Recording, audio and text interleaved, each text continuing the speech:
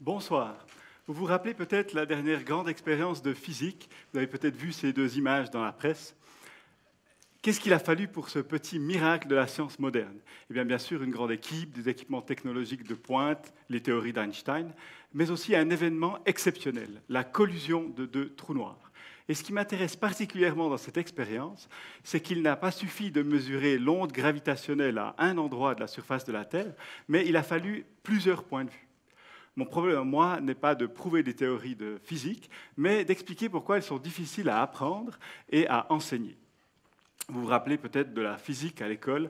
Qui parmi vous trouvait que ça ressemblait à du chinois? Petit sondage rapide. Quelques-uns? Eh bien, ça me rappelle une anecdote. J'avais une amie à l'école qui accumulait les mauvaises notes et malgré mes explications, ça ne s'améliorait pas.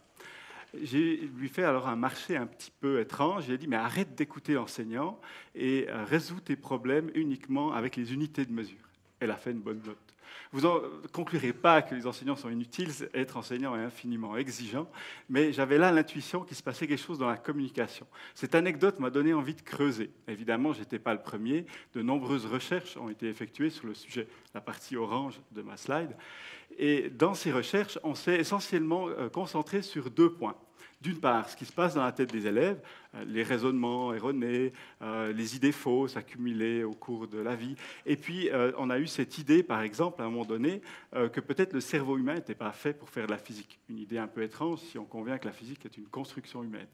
On s'est aussi intéressé à des facteurs généraux de succès, les méthodes d'enseignement. On a espéré, par exemple, qu'en faisant faire des expériences aux élèves, ils n'auraient pas les difficultés qu'ils rencontrent avec un discours, jusqu'au jour où on se rend compte qu'ils viennent confirmer leurs idées fausses à travers leurs expériences.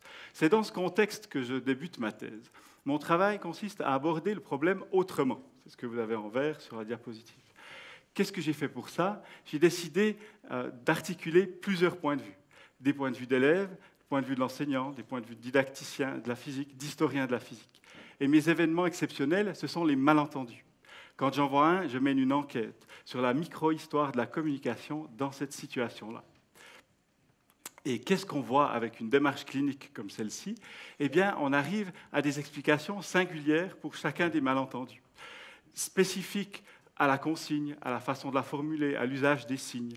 Par exemple, j'ai trouvé dans mes données des élèves qui, à partir de la petite lettre G qu'on utilise souvent pour désigner l'accélération des objets en chute libre, pensaient à gravitation et donc à une force et se sont mis à confondre les deux concepts. Un autre type de trou noir, je suppose, qu'on explique en articulant divers points de vue.